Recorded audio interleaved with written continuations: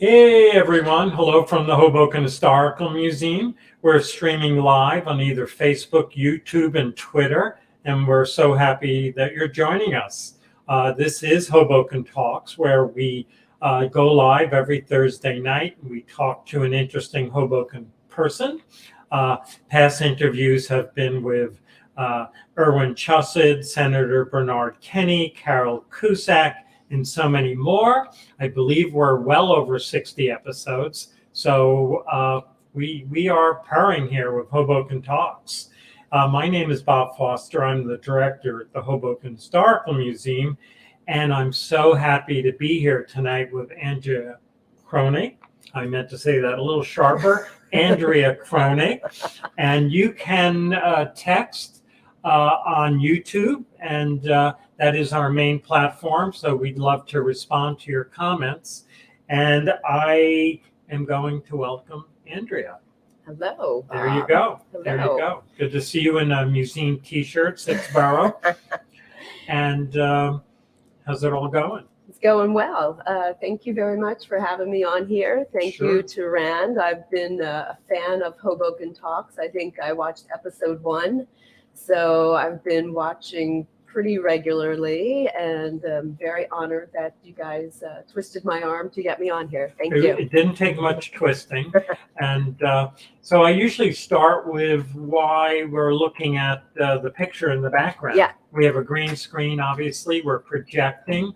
I think I know where the building is, but why have you chosen it as your background? Yeah, so this is the Monroe Center. It used to be called the Monroe Art Center. They changed a bit. They got more colorful, you can see, with the rainbow lights in the back. But Monroe Art Center on Monroe Street and 8th has been the home of my art studio for about the past 10 years. Yeah. Gotcha. So one of your interests is arts. Would you say you're an artist, a professional artist? Maybe not professional, but I've been drawing and painting since probably 4 or 5 years old. I took my first art class in college, and at that time I was a year away from graduating. My art professor was trying to twist my arm to change my major from chemistry to art, but since I was well on my way out of there, I didn't make like a serious change, but I've been painting, I would say, more than a hobby. I've been involved in art shows, and yeah, it's something that is like an important piece of like my day to day. Sure. Yeah. Sounds good. So tell us a little bit how you landed here in Hoboken. Okay, that's going to be a long story, but that's okay. We got time. So I've been living in Hoboken for 14 years. I grew up in Pennsylvania. I know we have some photos that we can get to for a little bit more detail, but essentially I moved to New Jersey in 1998. The reason I remember that is because my first New Year's, my roommate and I went to Times Square, and it was 98 going to turn to 99. So the song Party Like It's 1999 was popular. It was probably the last time that people could gather comfortably, like in the Triangle area by Times Square. And we went to some bar restaurant about 5 minutes to midnight. They kicked us all out.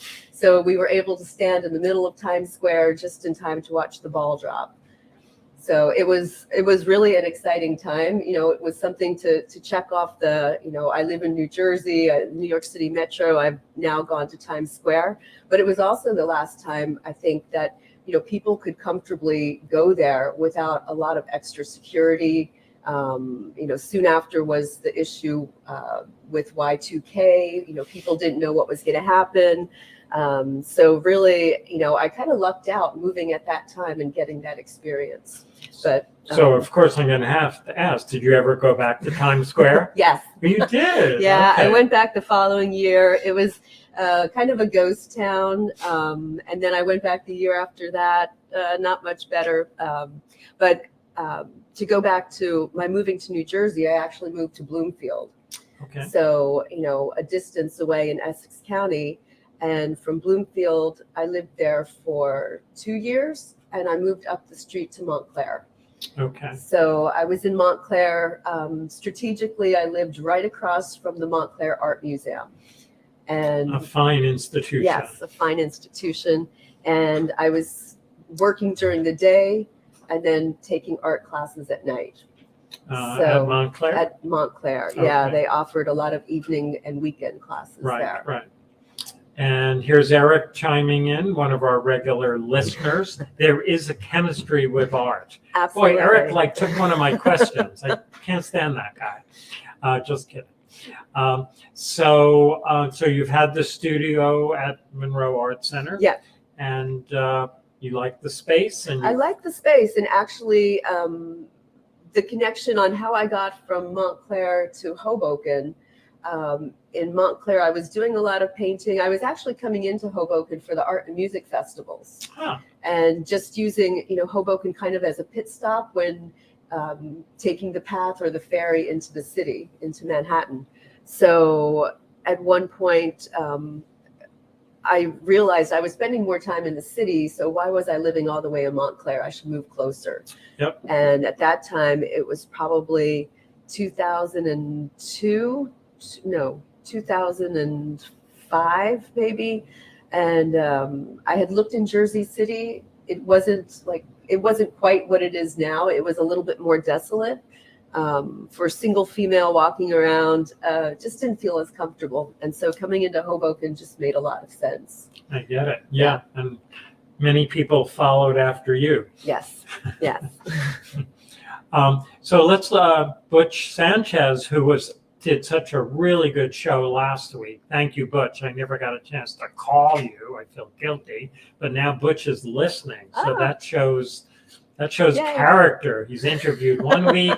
Usually it goes to their head, then they're on, another TV show or something, and they're off and running. But Butch comes back. Thank you, Butch. And that was a good episode. It was. We're very self-reflexive tonight, wearing Hoboken Museum T-shirts, talking about Hoboken Talks. And I remember seeing one of the slides coming up, which kind of shows your roots a little bit. Yes. And maybe we'll go to that. And that is shot. And that's not me. I'm not in there. Okay. I'm not in the back seat there. But the reason that I wanted to include this photo when referring to where I came from is this was, I grew up in Berks County, Pennsylvania, first of all. And a lot of Pennsylvania German, Pennsylvania Dutch people living around that area. You could go and, find shoofly pie, ring bologna, liverwurst, all those traditional. those big pretzels. The big pretzels. Yeah, lots of German festivals. But it wasn't uncommon to see Amish horse and buggy, or, to see a sign, horse and buggy crossing, or even, Mennonite families in the shopping malls. So for me, this wasn't, something touristy. This is something that I could have seen almost every day. Right. But you weren't raised in this tradition. No, I wasn't. What's interesting, though, is on my mother's side, my grandfather was a farmer. So he had like a huge farm, cornfields, apple orchards. He had some cows, chicken coop, and we would go there on Sundays. So a lot of times going to visit him, he was also a blacksmith, and he did some horseshoe fitting. Sure. I should know the right word for it, but he would have like some Mennonite people come by while we were having our lunch because they would want him to change the shoes on their horses. Right. Yeah. I can hear the horse hooves. I can hear the clickety clack, and I can remember visiting this area and and just going, wow. Yeah, it's like another world. It really is. Definitely. And it was interesting because like my mother, this is what she was used to. So for her, my coming to like the big city was really strange. Right. She didn't understand, it's kind of not that, it's frightening, but just the hustle and bustle was something that she didn't like at all. Right, right. So does she visit you in Hoboken once in a while? Yeah, she used to. I think the last time she was here was maybe 5 years ago. So she came to visit, I would say, about 3 times and absolutely loved it. Yeah. Mm-hmm. Cool, cool. And I guess we'll look at another image, growing up. Yeah, so that's little baby me. I'm the little one, probably slobbering on my dad's hand. That's my dad and my sister Janelle, who's 3 years older than I am. So that would be in our living room, obviously Christmas time, lots of little gifts in the back. That was my Santa on the rocking chair, and a very stylish lamp in the back there. So what year are we, like 1960 something? No, I can't. Not calling you. Sorry. Okay. I guess I was. Yeah, I know people don't like to say lady their never age. tells her age. Okay, fine. Wasn't pushing. I guess I like to date pictures by the lamps. So I was thinking that's not 50s. Yeah, my parents were really big into retro. Oh, okay. So that lamp could be a false cue. It could be. This picture could be 1981. It could right? be. Yeah, okay. Exactly. I got it. Okay, cool. Oh, great. Yeah, great. So this one's a lot more recent. This is actually from 2 weeks ago. 2 weeks ago. Yeah. Nice. So my sister Janelle, my mother in the middle of us, and then me showing off my pearly whites. Yeah, So, you're kind of doing the dental hygienist thing here a little so bit. This was a little bit of a story. I haven't gone into, even though my mother lives about 2.5 hours away, I have not gone to stay overnight during my visits with her because of COVID, and I don't have a car anymore. That was one thing that I offloaded coming to Hoboken. Yes. So she's seen me in like 4-hour increments over the past 2 years.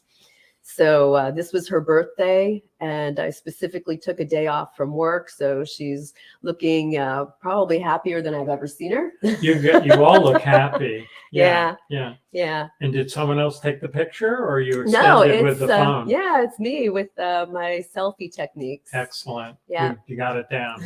Good. I'm really bad at it. Okay. It's good to see the family. So now we're getting into something else. Yes, that's not me either. I was going to say the other twin sister or something. Yeah, the evil twin sister. Evil twin, right. So I wanted to include this just to continue with the story on why or how I came to New Jersey. So I actually, growing up in Pennsylvania, I was interested in art, and like what Eric said on his comment, there's chemistry in art. So as a kid, I was like a science nerd, but I was also creative and painting and coloring.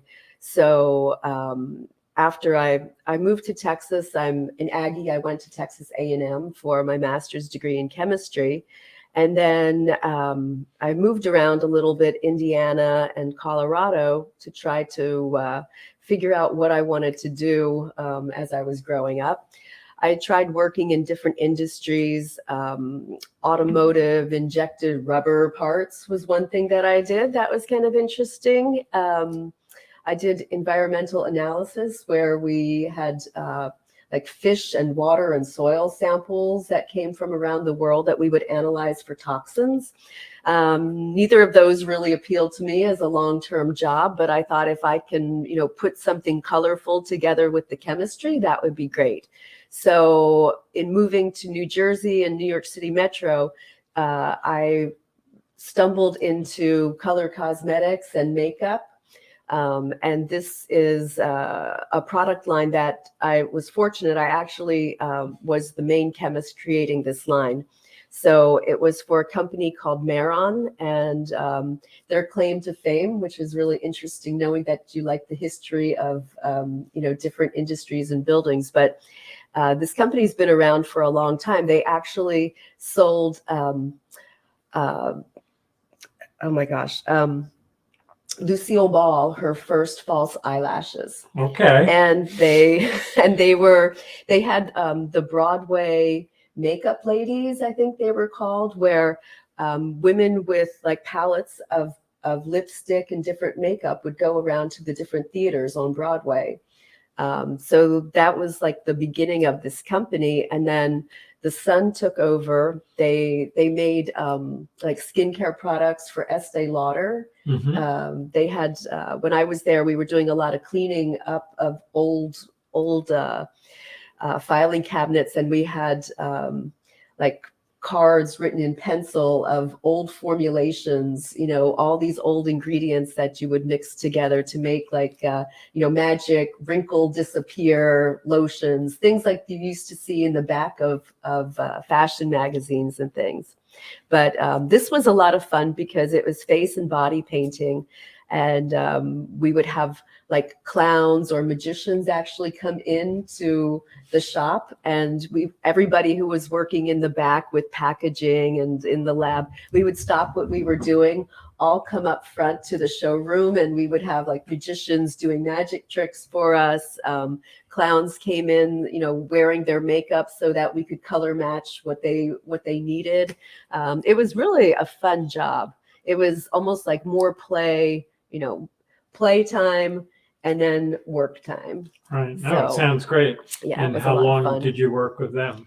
I worked with them, I think it was 2 years, and then I segued into working for Revlon. So I continued in color cosmetics, and at Revlon, I was fortunate enough to work in some innovation projects, and actually the Smart Shade makeup that Almay came out with, and that would have been, I think, almost 18 years ago.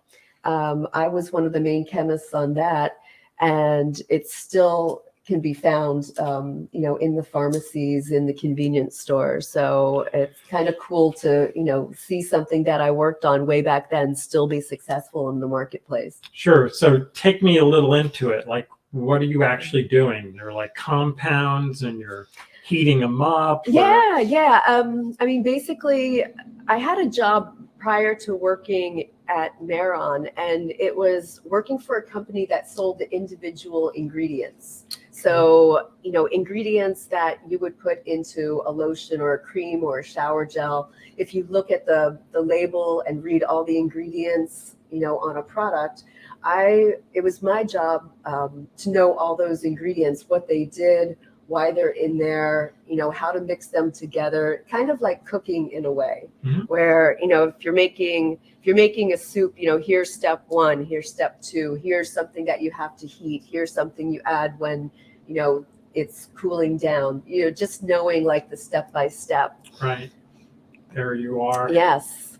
So there I am. This is where I currently work for International Flavors and Fragrances.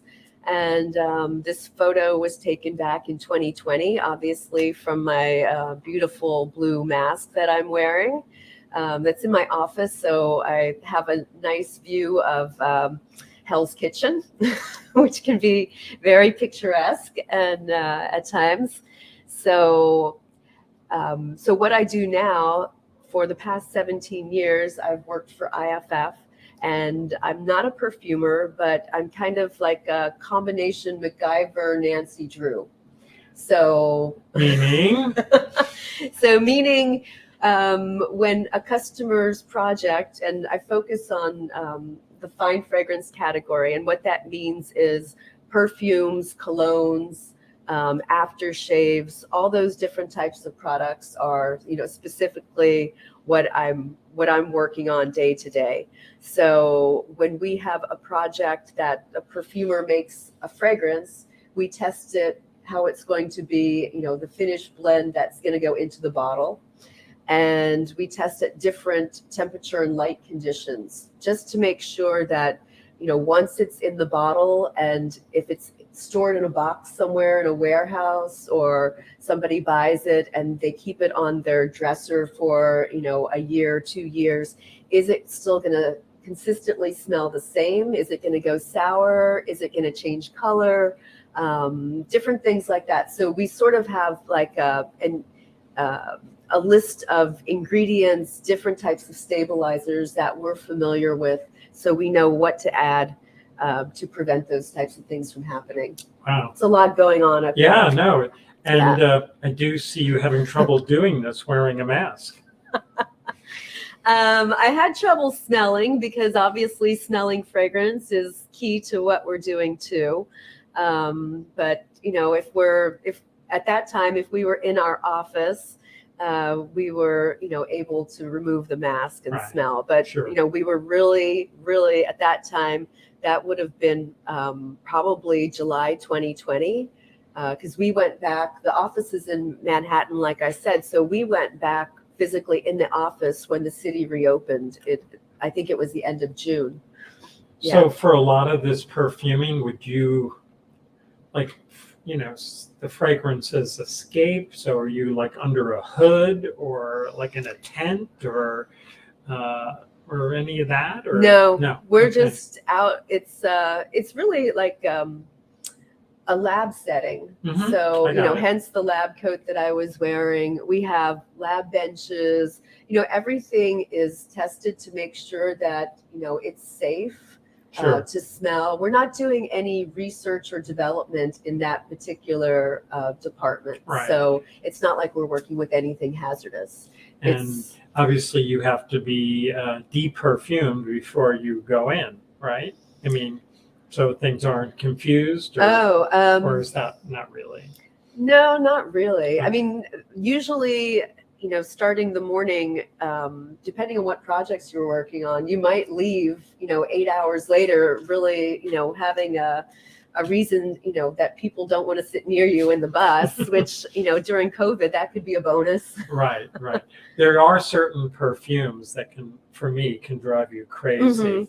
And let's say a group of women are walking by on Saturday night, Mhm. and it smells like violets or something, and you're going, really? So it's interesting how you have reactions Yeah. to smells. I think it's pretty neat. It's something that, knowing that I came from color cosmetics, moving into the fragrance industry, it's completely different. Right. There's a lot of overlap, obviously, but there's so much to learn in the fragrance industry from, different ingredients, different reactions, like I mentioned, the color and the odor changes. Right. So it's really interesting. And at IFF, because it's one of the largest global fragrance and flavor manufacturers, they also have a lot of resources invested in research and development. Sure. So a lot of what they do is they have PhD chemists that are trying to create new smells. Right.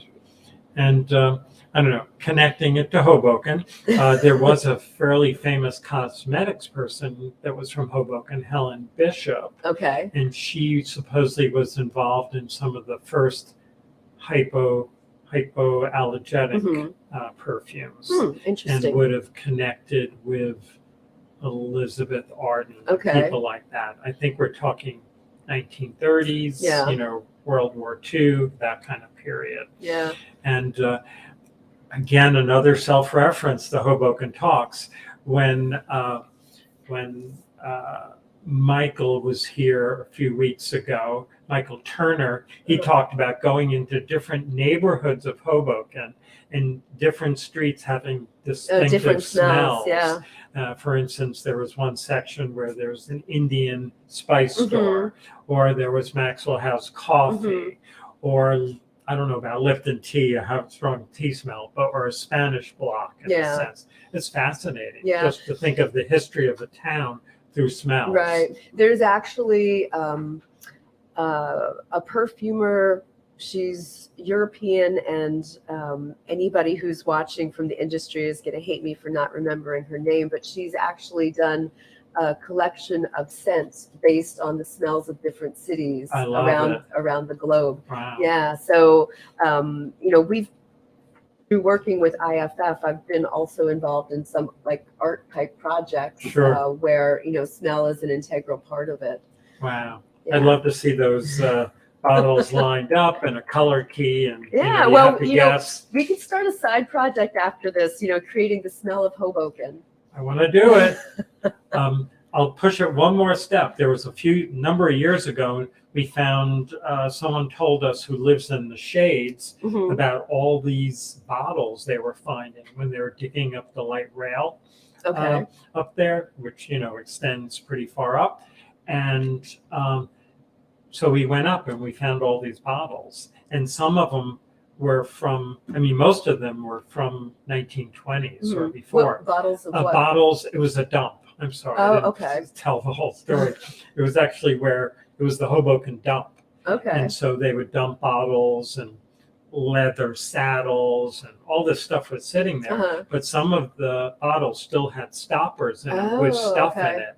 And so if it was like a castor oil, you could smell it. Wow. So again, like the history of smells. But I let's do the smell project. Yeah. We got a few projects, but that's a good one. Yeah, that would be interesting.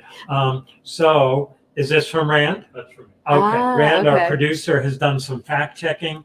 Hoboken-born Helen Bishop, whose family ran the Bishop Theater, which is now the Shannon Lounge, invented the first long-lasting lipstick, okay. which I believe might have gotten stolen by someone. I could be wrong. I won't name who was stolen for it. I don't want to get anyone in trouble. I'll have to investigate that. Yeah. That sounds really interesting. We have some information. And Helen Frey writes, Lipton tea could definitely be smelled. Okay. I didn't know that. I've heard people mention about coffee, and of course, especially right before a storm, because of the humidity. Right. Yeah. The low cloud cover, and I always thought it was a really bad smell. But now people are nostalgic for it. Yeah. And talk about it that way. Eric, there was a tea smell in the building right across the street from the museum. And as Eric knows, that's because it was a tea warehouse. Oh, and wow. probably didn't have a lot of ventilation, so the tea went through, and we do have pictures of that.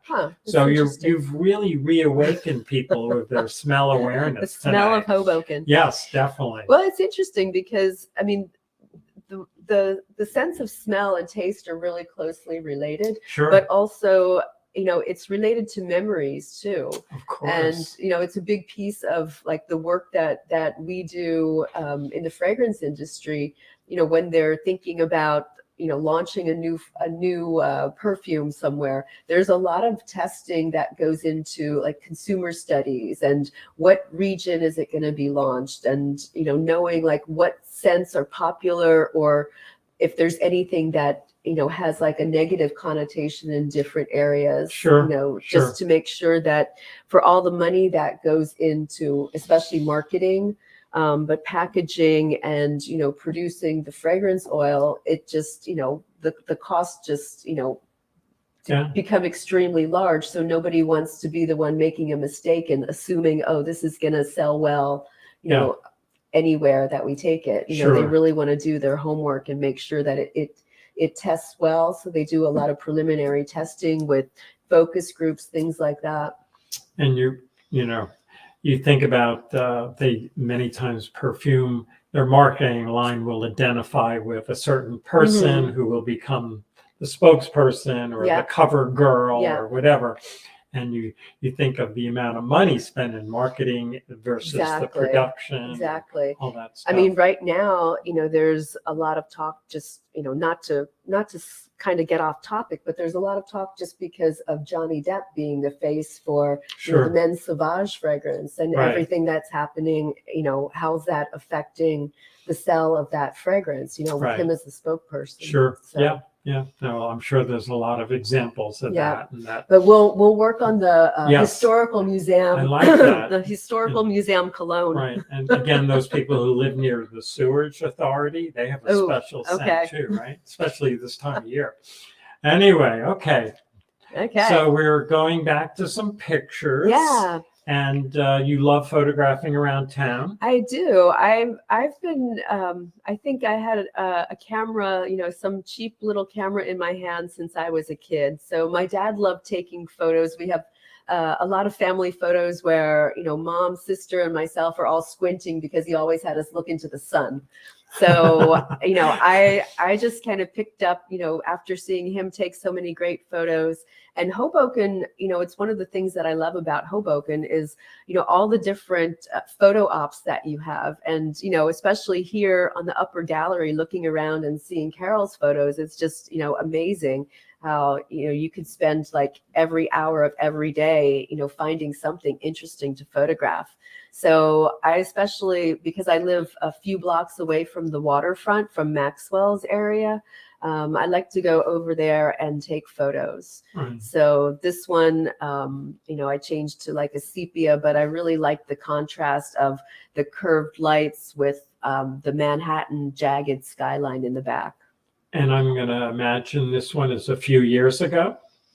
This one, why do you think it's a few years ago? Just because the skyline changes every day. Okay. And it looks like the Empire State Building is the tallest building. Yeah, it's because I think I cropped Hudson Yards out, but maybe that's the Chrysler Building to the far right. I'm not sure. I don't think we see it anymore. No, the Chrysler Building would be almost hidden in back of the Empire State Building. If you're right. at a good angle, then you can see it, especially at night. Sure. But I'm telling you, that skyline changes daily. Yes. It's a new finger skyscraper, whatever they call them. I can't keep up with it. Yeah, I have cranes. A good friend of mine is in the construction industry, and he's doing some projects over at Hudson Yards. Right. So I'm always joking with him about who used the old protractor to get that that angle on those buildings, and sure. and once you had one of them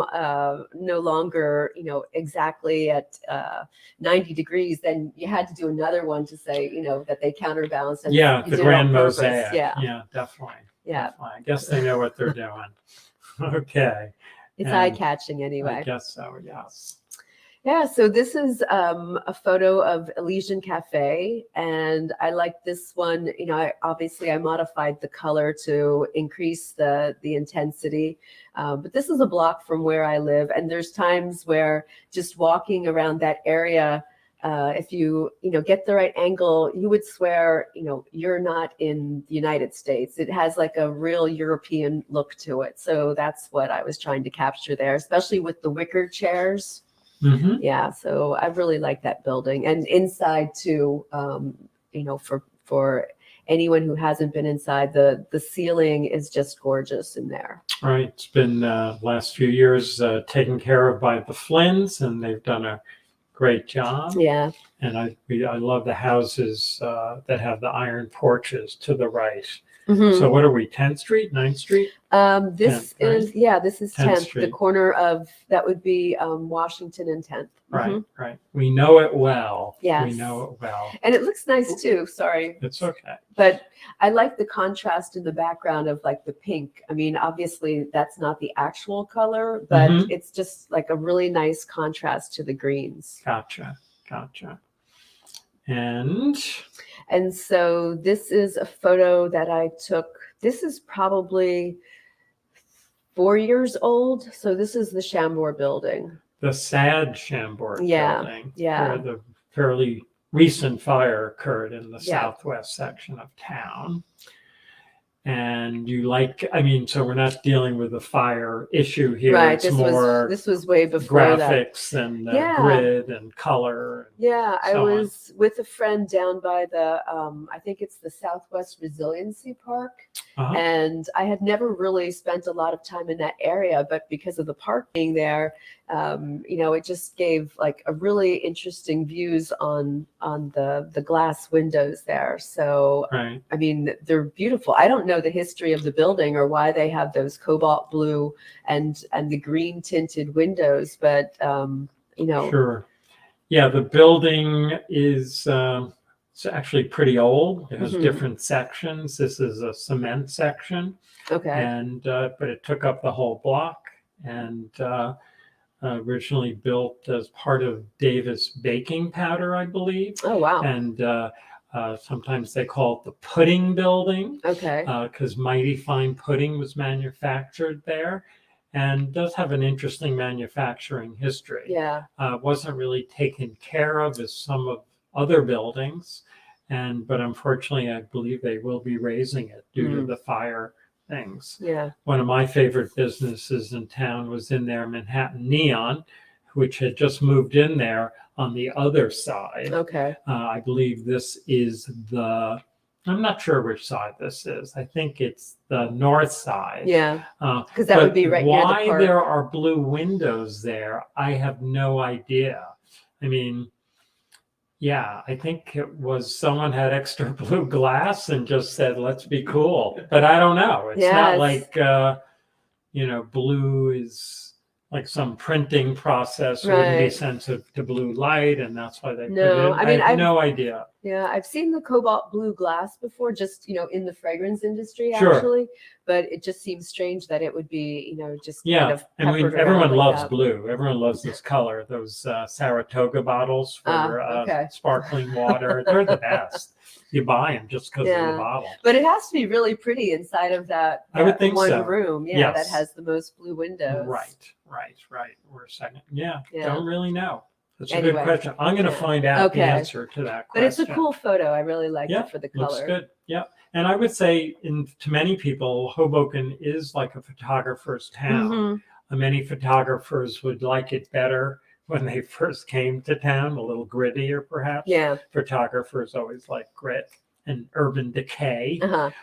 Not sure why, but this one, it adds drama that's and emotion. right. Yes, it reminds us of something. Are the windows from cobalt? I'm not sure what you mean by that, Eric. It is like cobalt blue. Yeah. Right? It is Yeah. the color. I don't know but why would they have put them in? And thinking of a factory building. Yeah. It's not, it could have been done over time as like an artist studio. I got a feeling we're going to hear from someone in the next couple of days why someone it's should blue. know. And we'll go, oh yeah, of course. And I guess some of that is green to the Yeah. far right. Could have been a glass studio or something, an artist glass studio. Maybe. And he just figured, let's make it interesting. That's my guess. Okay. Prove me wrong. Whoa. All right. Yeah. Okay. So there you go. This is kind of like in your face. So we've gone from cobalt blue, Yes. very calming, contemplative color, to a scream. Yeah. So that's me behind the postcard. And actually, the screaming face is a self-portrait. So it made sense to hold it in front of me.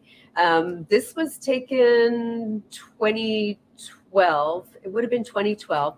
And it actually, it was in right angle in their uptown store location where they had been super nice. And we talked about me having a solo show there. So at that time, they were actively promoting local artists. And I talked with Pablo. Shout out to Pablo for being like super, generous, having, and supporting me. So I had to make some kind of a postcard announcement, and Sure. that was one of the paintings. It was called Explosive. And Yeah. we'll mention the voice man is stating the obvious. Do you know the voice man? I don't know the voice man, or maybe I know the voice man. Maybe, yeah. Reach out to Andrea another way and explain yourself. Peg Fallon. Oh, I love Peg. Yes. My Fav print. Very cool. She's seen this up close and live, and she's given me compliments on it. nice. Thank you, Peggy. I appreciate it. Her husband Jim is also a very talented. They're great. Ellen Frey, Chemistry Smells Images, eclectic show tonight. Yeah, we are eclectic. That's what we do best. If we have to stay on point, we can't do it. We're trying to mix it up so there's something interesting for everybody. That's right. She has so many varied talents, so we need to show them all. But I'm going to push you again. Why the scream? Why the scream? Why not the scream? I did. When I paint, I try to work in like a collection. So I come up with like an idea or a theme, and I try to paint like a few different either portraits or mixed media or something like that focus on a theme. It's just the way my brain works. So it becomes like analytical in some respects. But for this show, the theme that I came up with was called Sense of Self. So it was kind of like a spin, like an ironic spin on before selfies really became a big deal on social media. So I was thinking, all these people on Instagram, on Facebook, they're always posting photos of, smiling and good moods and everybody's happy. And I thought, what about people that aren't always happy? Right. I'm one of those people. Got it. So And Peg says, I see it every day on my desk. So I wonder if Peg would take a selfie screaming with Jim. yeah, there you go. There you go. But I created a collection of, I think it was 7 paintings that were self-portraits I took of myself, with a camera, just with different expressions. So, one was more pensive, one was like chaotic, one was like, I think like dreaming, different things that, people wouldn't typically post of themselves online. So, so this was explosive. And while I had the solo show in Right Angle, they had this painting, which is actually, it's like 3 foot by 2 foot. They had nice that in their size. front window. Oh, cool. Yeah, and the funny thing was it was during December, so I was actually going into work, standing at the bus stop. I live, fairly close to Right Angle, so I would stand at the bus stop across from my face screaming and kind of scream back. So did you ever stand in front and scream? Or no? No. No. Okay. But that was a lot of fun. That was a fun show. And also just something about Hoboken is that a lot of the businesses here are super supportive of local artists. Sure. So, that was an example. Right now, actually, I have some artwork hanging over at Dee's Soulful Cafe on Willow between 9th and 10th. So, Stephen Bailey, that is one of the owners, is always, very supportive of artists and musicians. So it was great, that he's including my artwork in this show. Right.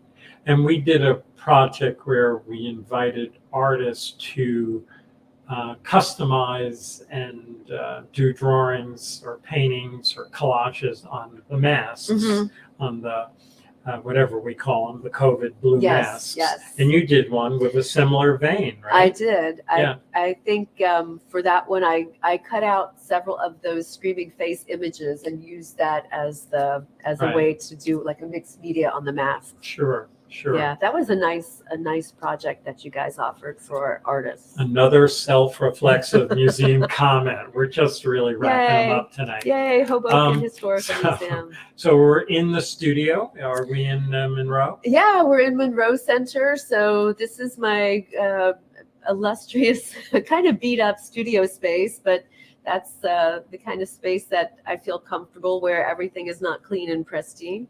Looks pretty clean, actually. Did you clean up for the shot? Probably a little. It's probably right before one of the open studio tours. Oh, that'll make it clean. Yeah, definitely. That's the reason. Right now, if you were to go over there, there's a tarp on the floor and all kinds of random pieces of like found objects, because I'm working with a friend on a recycled musical instrument sculpture. Interesting. Yeah, but this is obviously right before an open studio tour, because on the easel that's right in front of the windows, there's like sort of a Picasso-ish cubist face there, and that was actually used by a friend of mine as a cover for a novel that she wrote. Yeah, so as part of the open studio tour, I was asking people to sign my guest list and then putting names into a lottery where they could win one of the books. Yeah. And is there a story behind the Hoboken bar stool in the background? Where's the Hoboken bar stool? Oh, is that a Hoboken bar stool? I don't know if it's Hoboken. Looks like the brass rail, I don't know. A lot of this, I lucked out getting the studio space because I had been working from my living room. with the show with the screaming face. That was painted in my living room, and I made a complete mess. So I ran into Godfrey, who was manager of the Hoboken Art Center during one of the art and music festivals, and I told him I was looking for studio space. He grabbed my hand. He said, "Come with me." He walked across to the other side of Washington Street to one of the booths at the festival, and introduced me to Christina Anderson, who has been the person with her floral design business. She has the front of the space, and I lease my piece from her that has the back piece with the windows. So one of those timing is everything, exactly. And don't hesitate. Yeah, Cool. Right place at the right time. And Hoboken, you can hardly walk a few steps before you run into a neighbor. Right. So I'm going to take it the bar stool was there. The bar stool was there, so you'll have to ask Christina about that. I got it. Yeah, she was probably left over from a floral arrangement, right? Maybe, maybe. Sure. But all the furniture was hers. I just made the mess that goes with it. Gotcha. So tell me about this piece a little. So this piece, some of the work that I've done more recently has been influenced by like women's rights, and especially during the last president that we had, where there were a lot of women's marches, protests in the city.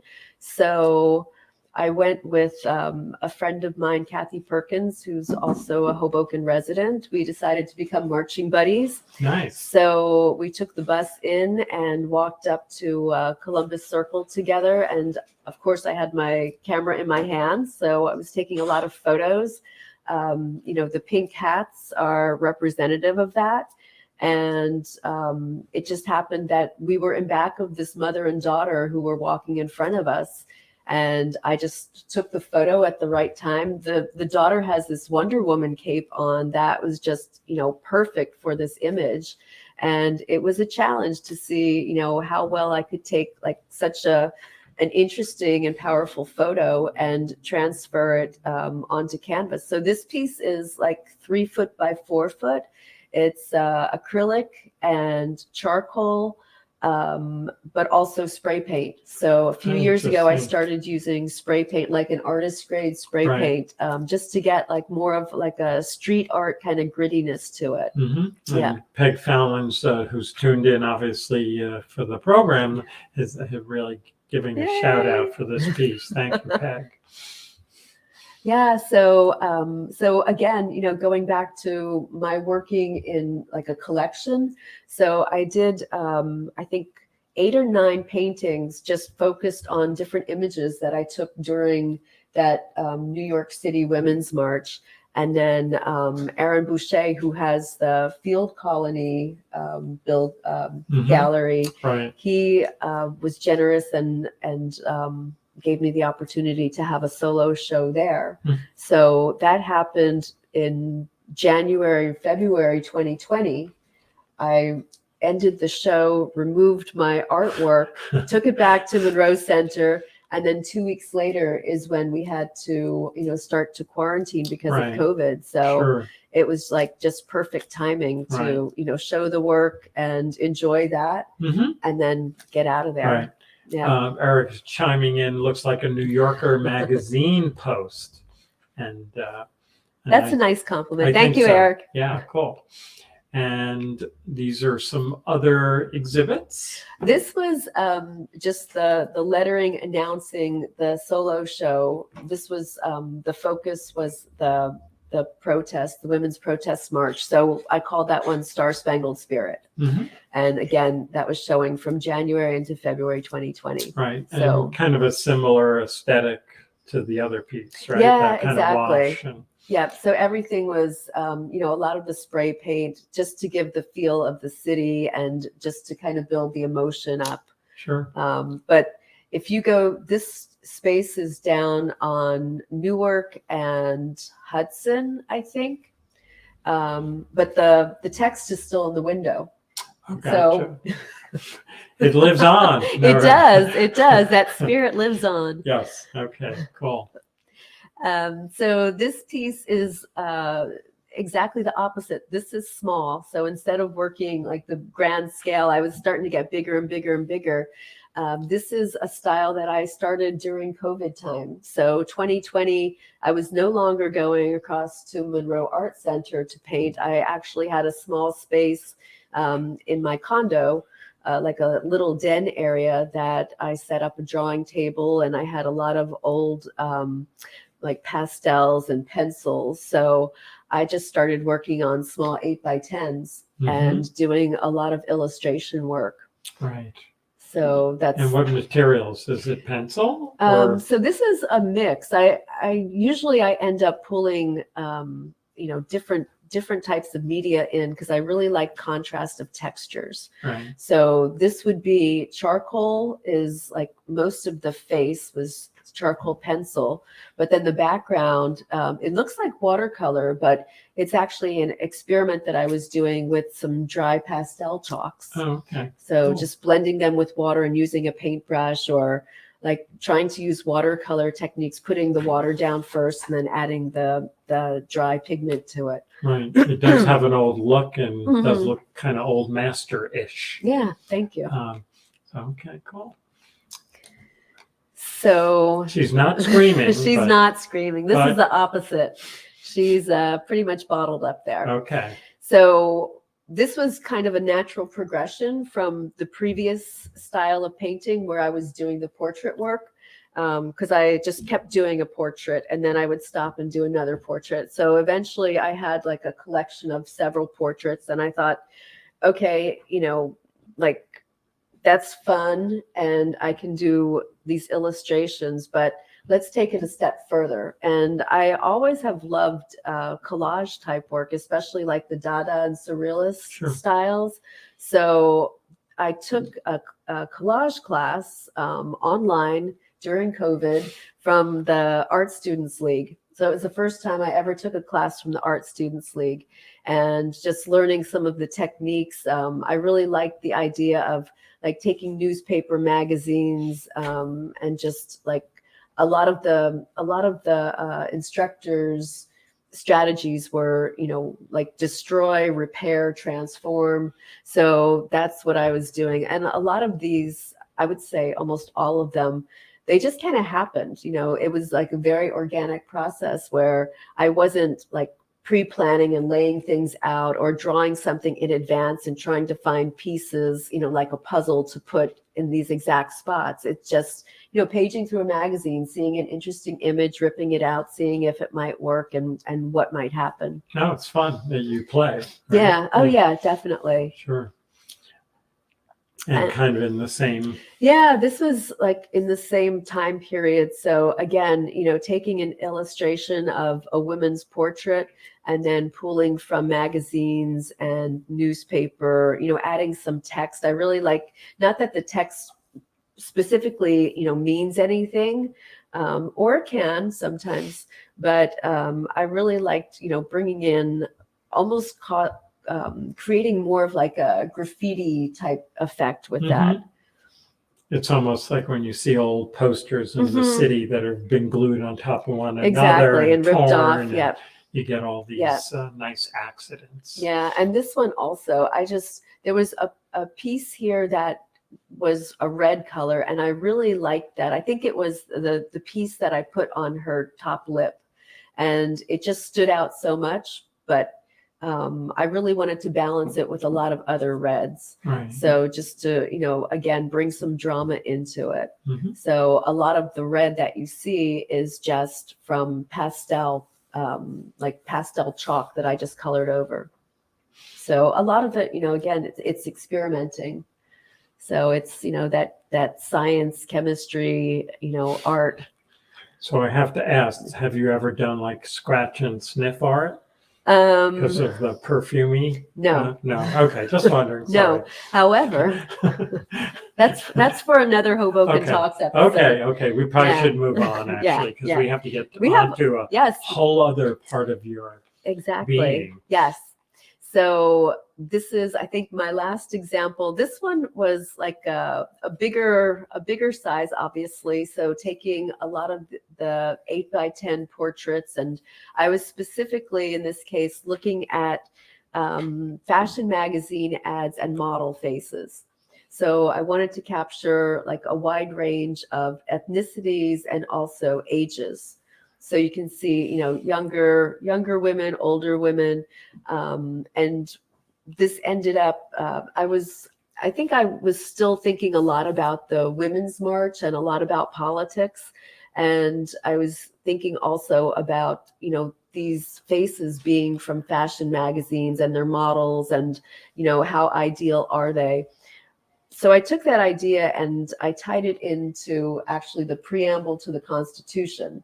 So a little bit of a stretch, but the piece is called Model Citizens, and each of the faces has a line from the Constitution preamble to it. And each of those lines, and I didn't know this before I worked on this piece, each of those lines from the Constitution, it relates to what's called a citizenship skill.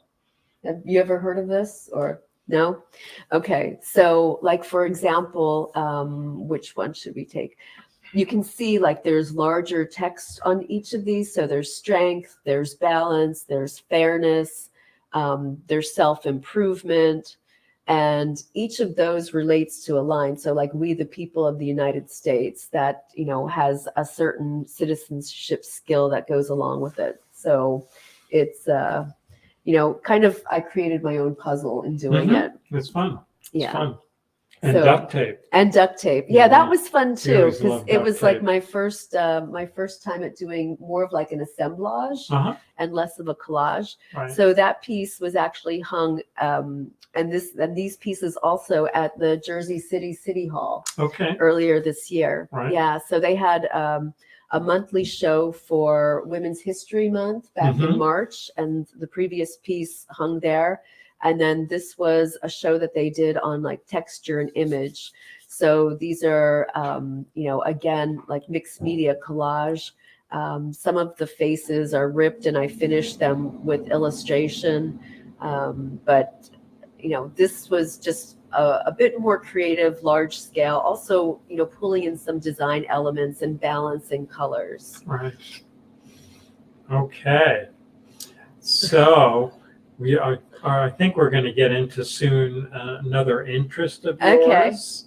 And we may have to speed it up a little, which I Okay. feel bad. But let's see how we do this. Okay. So what's going on? So this is an interest that I have in cooking, and specifically, hey, Sarah. Oh, Julie. Hi, Julie. That's my friend from Texas. Excellent. So she and I have known each other since we're 6 years old. Wow. Yes, and we're still friends. Wow. Well, if you're in contact, you got to be friends, right? So I've been, especially during COVID, I was doing a lot of cooking. I've been vegan for 20 years. Mm-hmm. So this was just a photo from an order subscription, a food subscription recipe that you can get from a company called Purple Carrot. And actually, Julie, who just posted, she's the one that got me interested in Purple Carrot. So everything that they have, it's like recipes and the actual ingredients they send you, and all the recipes are vegan.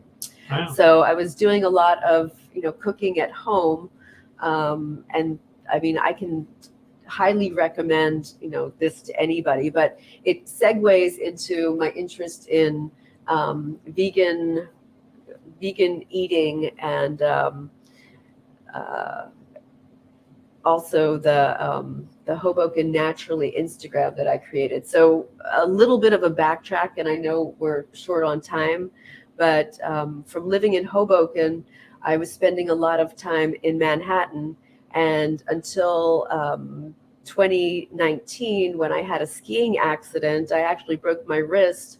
And during that time, I was like quarantined to Hoboken. So I was doing physical therapy, but I wasn't working.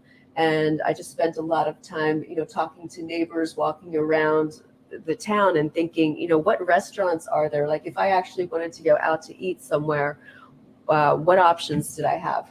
So Being vegan, exactly. So I knew that there were a few 100%. Here's Eric. He wants you to do a vegan tour. Actually, Eric should come to the vegan dinner we're doing August 20th.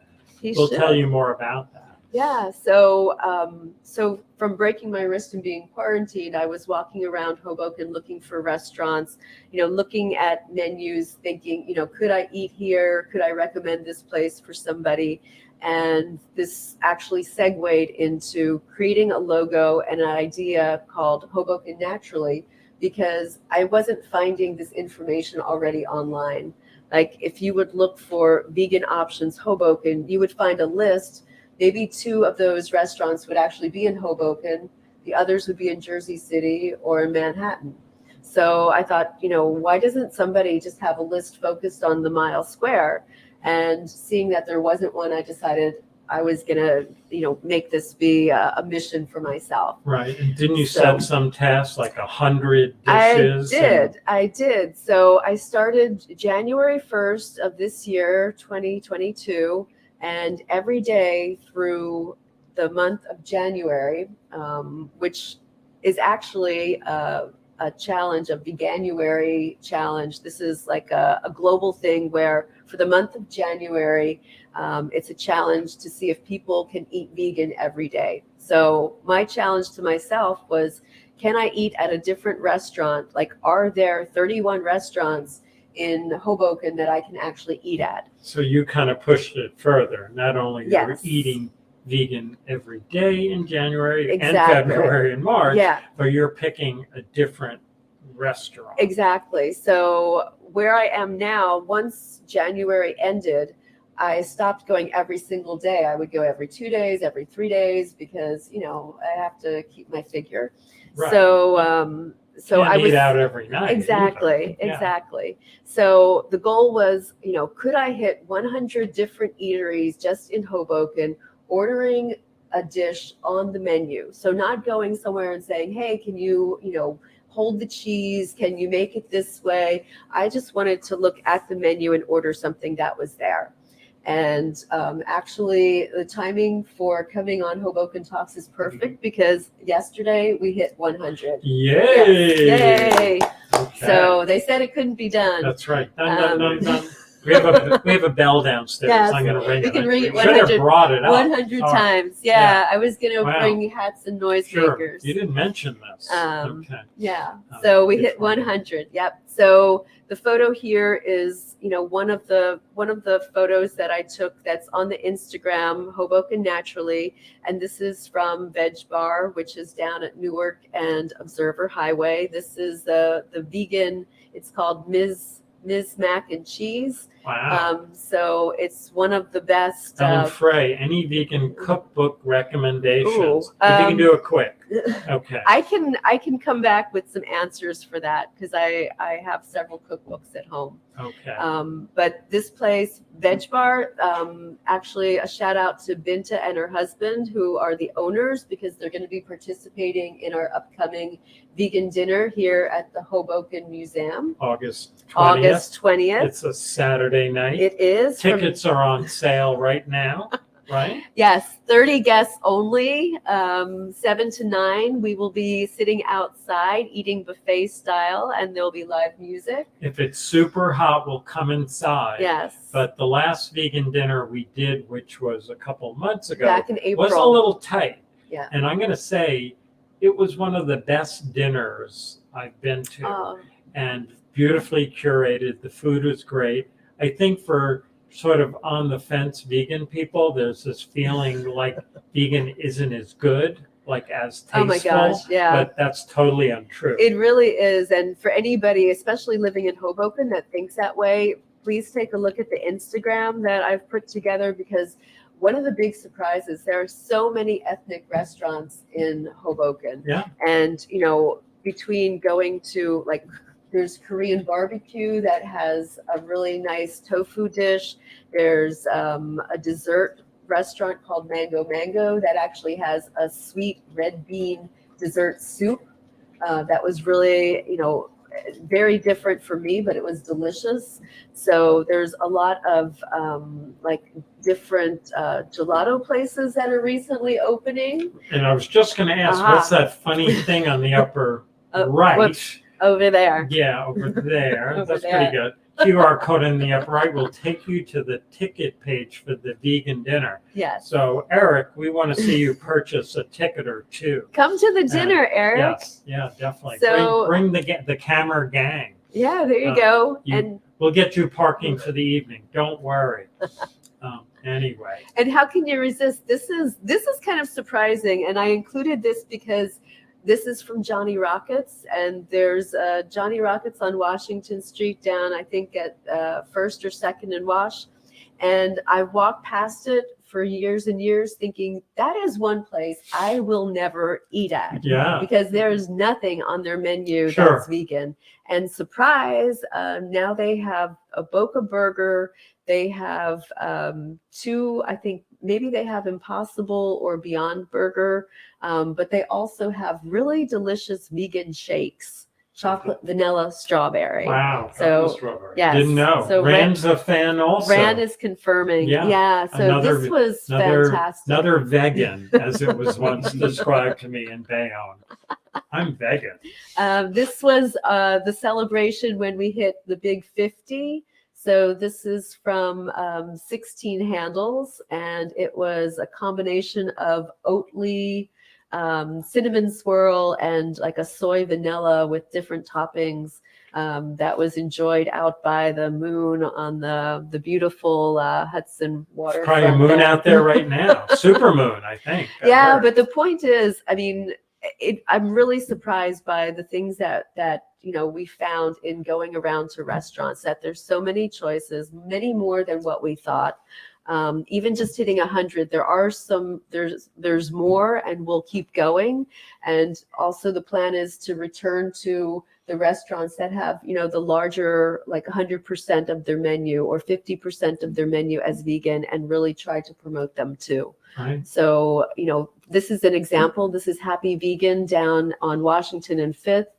They just did some remodeling. So they have, indoor seating, and a shout out to Tahir, who's been like super helpful too. He participated in our first vegan dinner and will be participating again in the upcoming one. Thank you, Tahir. Yeah. So he's got some new menu items.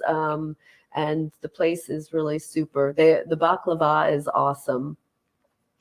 And then another shout out to the Brick. Again, they've participated in the last dinner and will be in the upcoming. Mike, the owner, has been super excited about expanding the vegan part of his menu, which is really almost 50%. I've seen a lot of people rave about the Brick's Italian food on social media and different vegan groups on Facebook. So, he's adding on to his menu, and actually he's, as far as I know, the only place in Hoboken where he actually makes his own vegan mozzarella. So he makes that. I mean, Hoboken is big into mozz and mozzarella. So if you want, Hoboken vegan version, you go to the Brick. Right. Yeah.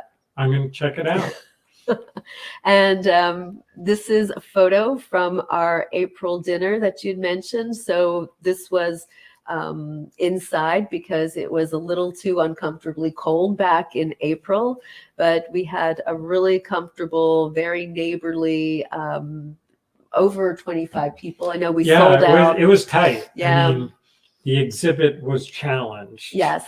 And we actually used real china, right? Yep. Yeah. Bill Curran washed all the dishes. Poor Bill. And he said he loved it. So, it doesn't look like people are having a great time for some reason. It's because they're overwhelmed. We had a vegan cowboy singing at that time. I think probably singing some Johnny Cash song. Wrangling tofu, right? Yeah, the vegan cow. Yeah, I think they said Johnny Cashew as his vegan name. Okay, there you go. But everybody was engulfed. That was enjoying wine and music. No, So it was great. I mean, I was high from that event. It was great. and then this, of course, to end Yep. is our announcement for the upcoming dinner. So again, it's August 20th, which is next Saturday. Weather permitting, we'll have it outside. It's a week from this coming Saturday, right? Correct. You're scaring me. Yeah. Okay, good. No, not Okay. this Saturday. Today's Thursday. Yes. Right. Okay. Not this still have Saturday, some the time. following. Yes, definitely. There are seats available. Yes. And we'd love to obviously sell out, which we will. Mhm. And I'm going to say that, what is the price again? Is it 30? Yeah. Is it? It's, if you went to any restaurant, you would spend way more than this for Yes, this meal. for Let's sure. face it. And we're doing it because we feel we're kind of being a little cutting edge here, Yes, and avant-garde. supporting your veganism and your vision that people should eat better in general, and respect the animals, Yes. and have great food. Yeah, They don't have to definitely. be on different planes. It's all together. No, it is all together, and it's super easy now. When I became vegan, we were lucky to find like a soy milk that was drinkable. But now, having all these options just at your fingertips, call for food delivery, and there it is. It's really widespread, and for health reasons, I think that that's definitely a great reason to switch to like plant-based. Sure. And then tell me a little bit about the veganism. Is it philosophical for health, the animals, For me, both?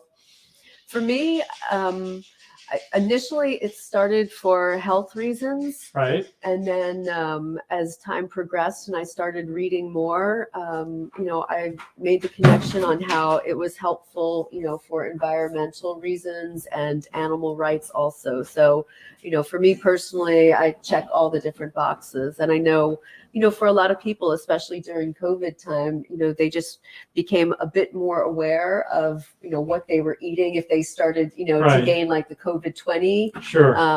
But just thinking also about, how important health is. Sure. So I think there's a lot of reasons, that people should start thinking about, maybe making a change, do a meatless Monday, Right. Start from there. But definitely, in Hoboken, you can really enjoy a lot of creative ethnic food. Being vegan is far from being boring. Right. And, with all the different, also the different supermarkets that we have around here, they have a lot of Sure. fresh I mean, produce in the farmers in the old markets. days, 20 years ago, 10 years ago, 5 years ago, it was a bit of a challenge. Yeah. But something has happened the last 5 years. It's Yeah. exploded. New York Definitely. City is like way up there, way ahead on it. And Hoboken is, I think caught up a lot. Yeah, we're getting there. Can you remember like the moment you said, I'm going to do this?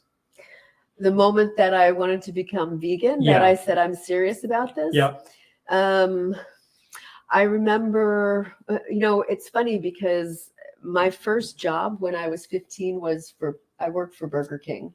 That could do it. So maybe that did it. I remember that smell, that mayonnaise salad bar. Or that fat just sitting there. That too. Yep. So I think that was some of it. Yeah, for sure. I mean, there were little moments along the way. For example, my dad, he had really bad problems with cholesterol. So, when he was in his 40s, he had a heart attack. Me as a little kid, I didn't really understand. But when he came back from the hospital, he had this book that the doctors gave him about, eating Morningstar Farms, I think was what was recommended. It had like a list of what he should eat for breakfast. Right. So it was like Morningstar Farms sausage and scramblers, which were like some kind of a fake egg that came in a little carton. And as a kid, I thought, oh, this is kind of cool. Dad's eating these interesting things. But, eventually he didn't stay on that kind of a healthy eating track and ended up, he passed away 12 years ago and was on dialysis. And, I just wonder, could some of that have changed, had he been smarter with his food choices? So, instead of taking the gamble, it just seems like, it's the smarter thing to do. Right. So, but I appreciate the questions asking about the vegan cookbook and such, and I can post some recommendations for that on the Hoboken Naturally Instagram if anybody's interested, and also any kind of follow-up questions to what you and I have talked about tonight. Or they could come to the vegan dinner and ask you personally. Yeah, come to the vegan dinner and ask me personally. Yeah, definitely. Yeah. Okay, so we are going to start to wrap it up. Okay. We've gone a little longer, but the vegan thing is really important. And of all the topics, I can almost feel the most passion from that. Yeah, I think so. I think so. And you're good at communicating that. So really appreciate it. I would have worn, my Hoboken Naturally T-shirt. But there seems actually to you be, did wear it. There seems to be an issue with it. I'll share that with anybody watching. That's a great illustration. Yeah. So we have a green screen, and Rand has instructed all our guests not to wear green. Except I didn't get that guidance. I thought you did. I saw the email, but it's a little perverse actually. But so next time. So thank you so much for being here. Yeah, thank Very you so cool. much. See you August 20th at the dinner. And we're going to segue out of here. So just want to mention that coming up next Thursday, a week from tonight, we'll be speaking to Alex Rosario, who grew up here in Hoboken in the 80s and has got a great story. And then we also have artist, poet Paul Drexel will be speaking, who also grew up in Hoboken, but I would say is probably like maybe 20 years older than Alex. And I'll be doing both of those interviews. Peg Fallon says, great evening, many thanks. Peg stuck it out. Thank you, Peg. Yes, definitely. And then want to thank Rand Hoppe, who is our engineer tonight and a true vegan guy. Yay. And will be here for the dinner, I think. And we do like to give a shout out to people who've made this program possible with support, usually monetary support.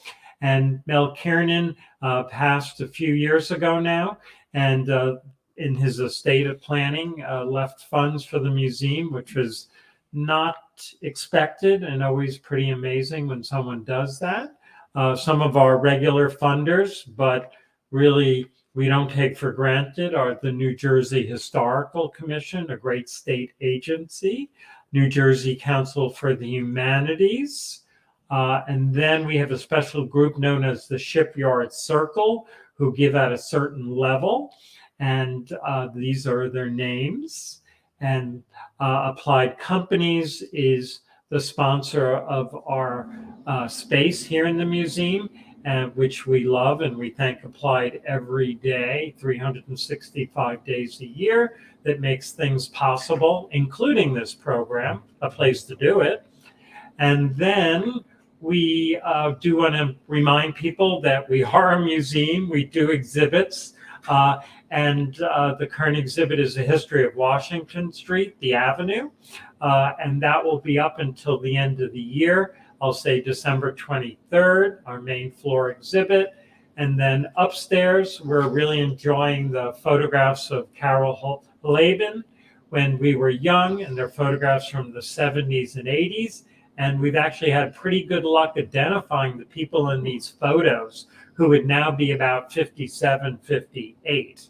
And we hope by the end of the show to have them all done.